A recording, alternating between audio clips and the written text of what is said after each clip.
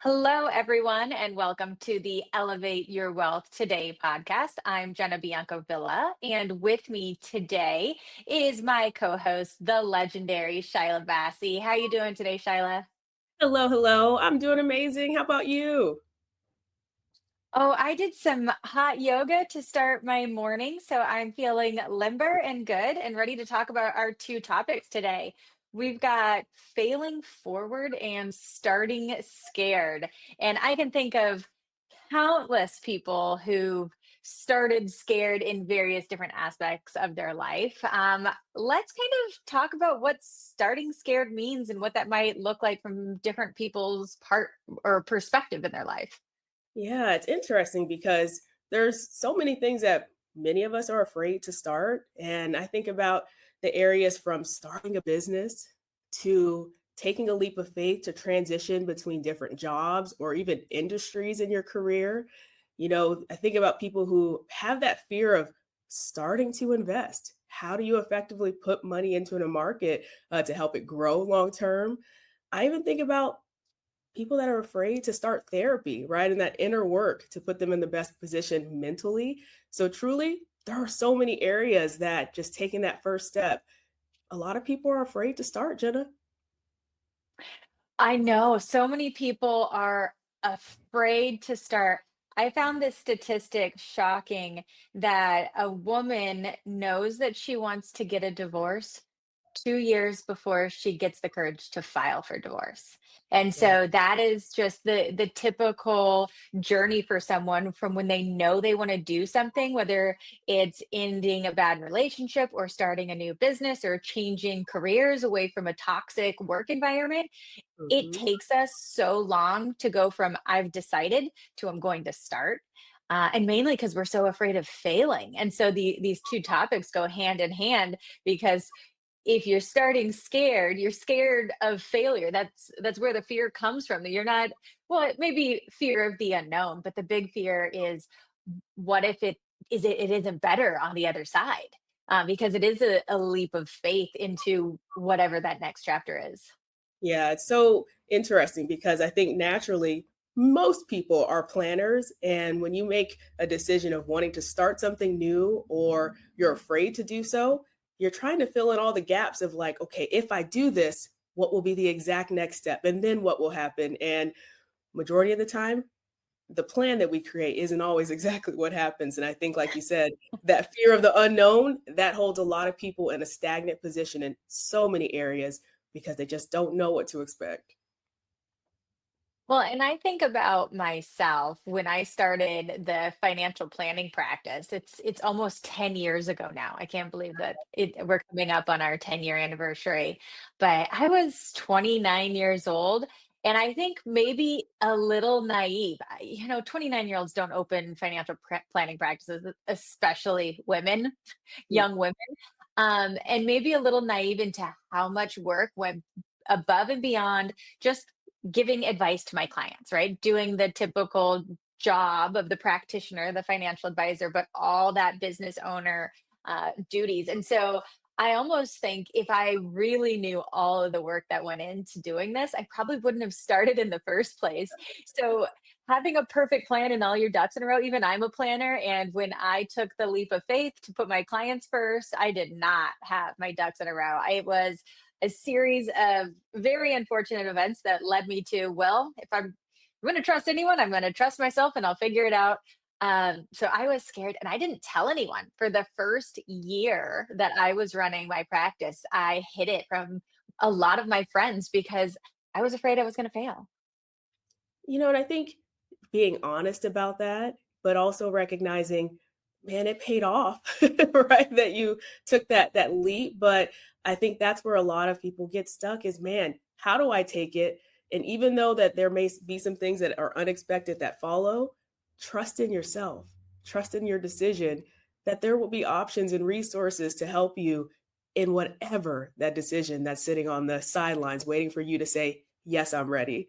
And so just hearing your story and knowing 10 years, oh my goodness, it's paid off, Jenna. I know. Well, when I tell that story, I'm also telling people I'm almost 40. So solid mid-career professional. I don't get to be a young professional anymore. But I know you have some career change stories. Why don't you share one of yours? Man, I just reflect and think about 5 years ago, taking one of the biggest leaps of faith in my life, and making one of the biggest decisions to step away from a 12-year career that genuinely, when I think about, defined so much of who I am and defined so much of the life that I had lived. And that was leaving my previous career in the banking industry. And I remember, Jenna, that being not only a tough decision, but I had no idea what I was going to do next. I just knew I wanted to do something different. And so I'll never forget the time frame of just like going between this mental battle of should I do it, should I not do it? And what's the risk if I do it? What's the risk if I don't? I was trying to plan every single outcome of leaving the company. And it wasn't when I think about getting multiple people's opinions on that decision, I had to remember it was a decision for me and not a decision for anyone else. And so when I took that leap of faith, I knew that I was just ready to explore all the gifts that I had been given. Because I said, if I get to the end of life, I want to say, I took an opportunity to do all of the wish I would haves, all of the wish I should haves, and there's no regrets. And so I took the leap. I left my corporate career, and that opened up the door to so many aspects of entrepreneurship that I never would have explored, such as just understanding real estate, right? Understanding the credit industry, and now understanding wealth building, and being able to support people on that journey. I think that leap of faith is what set the tone for what's possible because I just believed in myself. Yeah, they say entrepreneurship is like jumping off a cliff and then trusting yourself to build the parachute on the way down. And that is a terrifying concept that you're the only one who can build your own parachute. But I think a lot of times we have this idea that it has to be linear and the parachute has to be round and that's the only way to get down. But maybe it's one of those crescent shaped parachutes and you need a pivot halfway through and you can't get the whole round parachute. I don't know, I'm trying a metaphor here. I don't know if it's working or not, but what I'm trying to say is just a pivot. So many of us think that if you don't do it the way you had originally planned, you've failed. But if you really look at any great company, if you listen to any successful person's story or a happy person's story, they tell you there were pivots along the way. They don't tell you that they walked up this golden ladder and everything was lined up in front of them. It was that jungle gym game of wipeout. You get clobbered on the face and like knocked into the water, and you got to climb back out and try again on a different route. Do you know what I'm saying when I say game of wipeout? Are you getting the visual? I got it. I got it.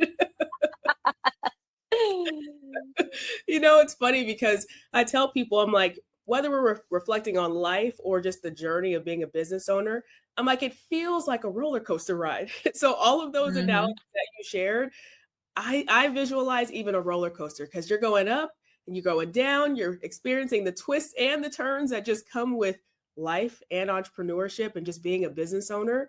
And all of those things were felt after I took that leap of faith.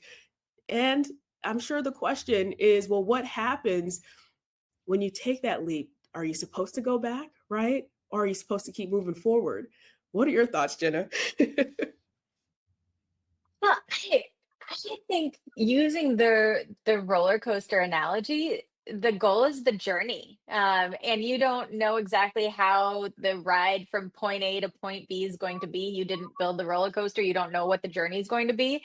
But we do know the goal is not try to jump off at the top or the bottom, right? Not to launch yourself off mid-ride because you're scared, but try to continue on and pivot where you're needed to continue with the journey. And isn't that life? I know that's a kind of deep concept, but life Mhm. is the journey. It's not trying to capture the high point of the roller coaster because we know that's a death sentence. Oh, seriously. I think if I could go back in time and give that younger version of me advice on don't jump off right now, it would have been to just ask more questions, to ask for help. Yes, you took the leap, but there's someone that's already experienced this. it's okay to ask for help on this journey so that you do Yeah. keep going. Because even as you overcome that challenge, that fear, another one's on its way. You just got to keep moving forward through that journey. Absolutely. And I can give, countless personal stories, but and also client stories of, not jumping off halfway through. And Mhm, it might be trying to get out of a bad relationship and mhm, realizing you don't know where you're going next and you don't know what it's going to look like. So maybe you backpedal and then you're back in the bad relationship again. So trying to power through and not jump off halfway through the ride or the journey. I can think about the tech company that I started and how at a few points I just thought this is a money pit. I'm a financial planner, I'm an investor. I invest in things that make money and this thing is losing money. What am I doing? Abort.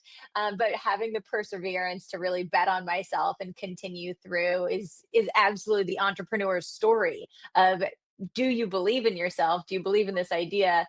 Now on the other side of that same coin is, don't keep doubling down and pouring money into a failing business that's never going to be successful. So you need proof of concept. But betting on yourself when you know you have a good proof of concept, when you know the other side could be good, and you trust yourself to put in the hard work to get there. yeah, I think that that mindset and that belief can take anyone a long way because you've got to believe in yourself first. And, to take any idea or concept and turn it into a business, I commend everyone that takes that step because that takes a lot of effort, it takes a lot of work at the same time. And so I think, right, when you transition something from a hobby to a business, hey, that's a big deal. And I think people should recognize how important that step is.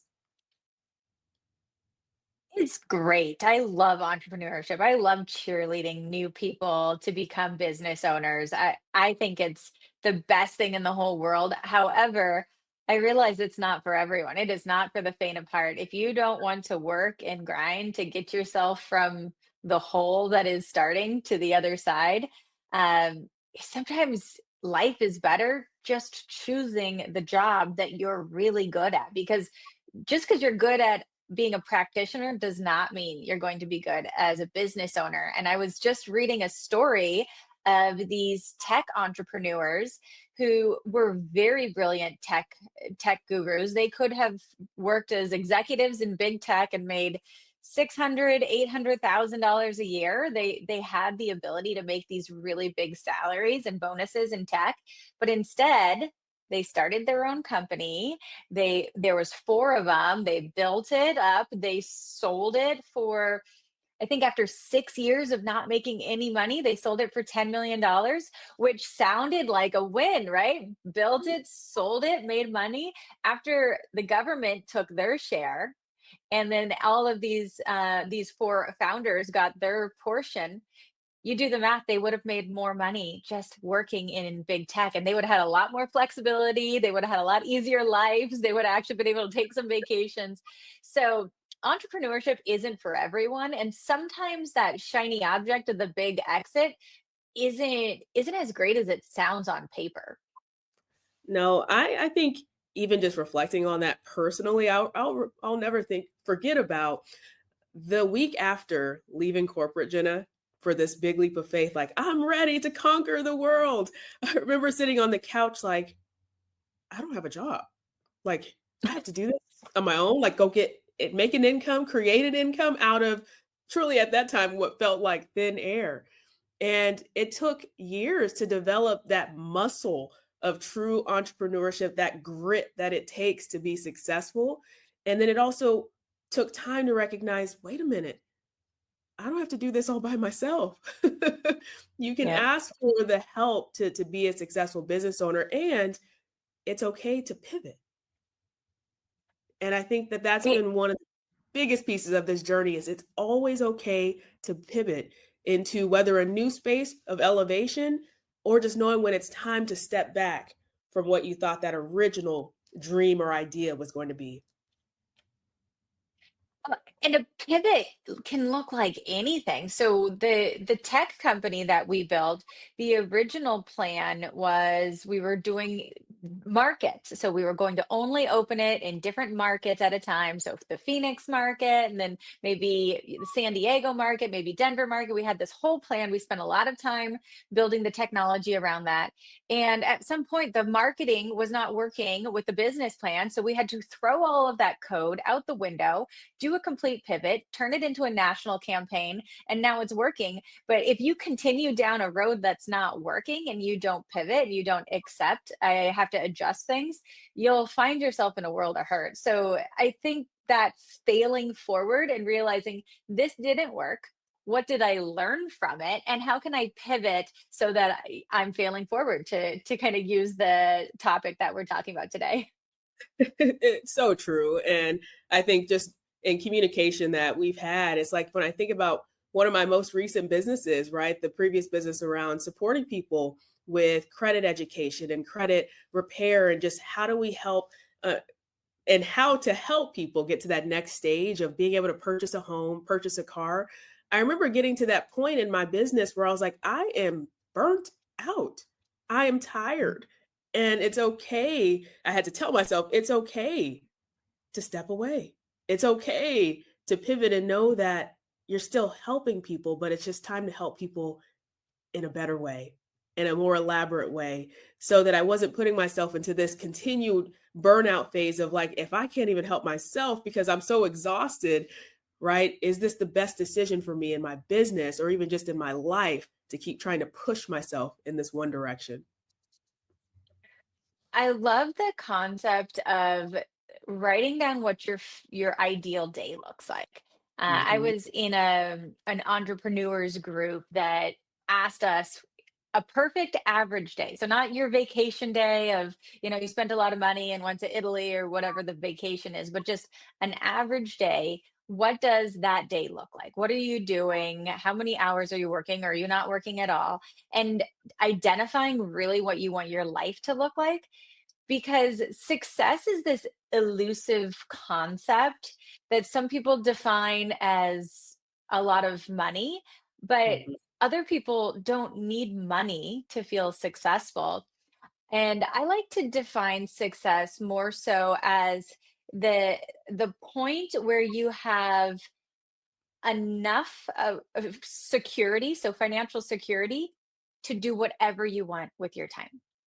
And that looks different for any single person. So a homeless person could say, I'm good. I can do anything I want with my time. I don't want a job and I don't need any things and I feel great. Or someone who lives on the land and is out in the woods, and that's successful for them. That is a successful life.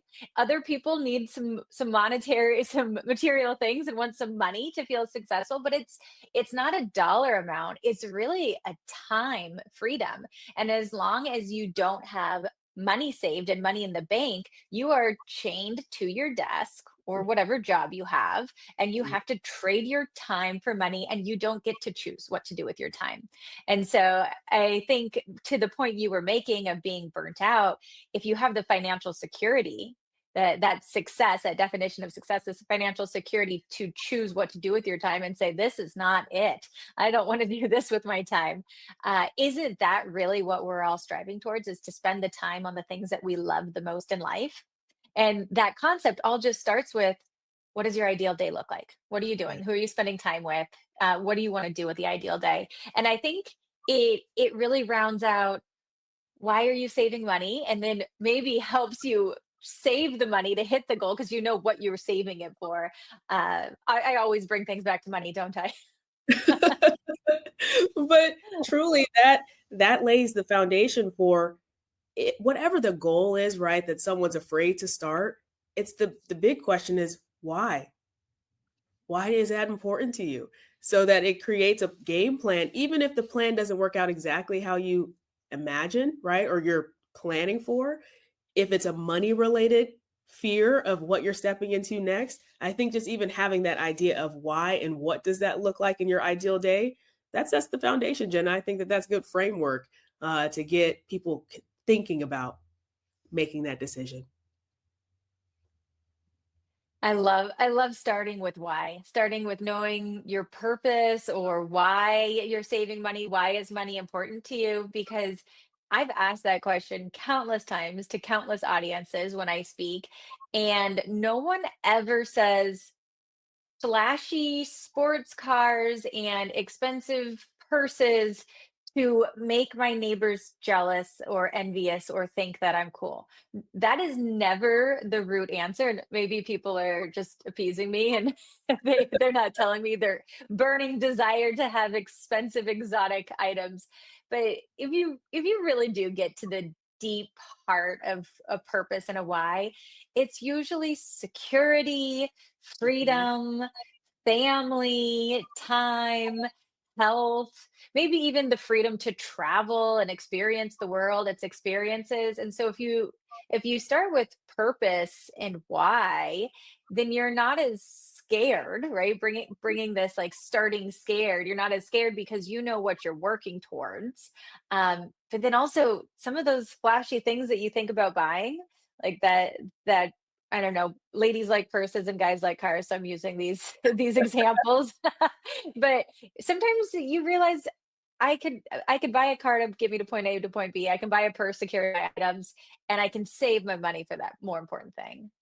Yeah, it made me just think about a quote I learned just as a brand new business owner, and it was, "When you know your why, you will find your how." And I think to that point of what you're sharing, it's the why is always gonna be typically bigger than just, "I wanna earn more money." There's the why is, why do you, like you said, why do you wanna earn more money? I wanna provide financial freedom for my family. And the how is where people get stuck. Like you said, in failing forward, it's more so just knowing once you know your why, you will be successful, right? You will attain that next dream goal that's important to you, but you just gotta have a bigger why that's driving you, because motivation, that doesn't last a long time. Motivation is something that you can be motivated for 3 months, but persistence to get to that next step, that's something that's gonna be able to keep you going, not just the motivation. Well, and motivation by material items is not going to last, right? Mm-mm. It's motivation by that inner purpose that'll Mhm. last you, have the lasting power to get you from starting scared to failing forward to pivot to Yeah. finding that success to have the financial freedom or the financial security or the time with family or health or wealth or happiness, whatever that thing is you're chasing.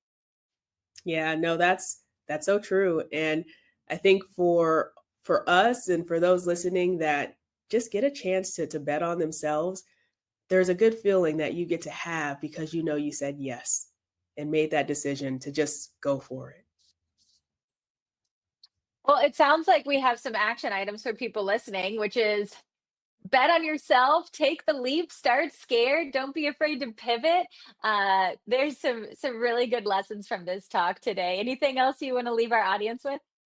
No, I think you summarized those very well, Jenna. I excited for those to just take that leap. Trust yourself. All right, everyone, bet on yourself. Thank you so much for listening today to Elevate Your Wealth today. We'll talk to you soon.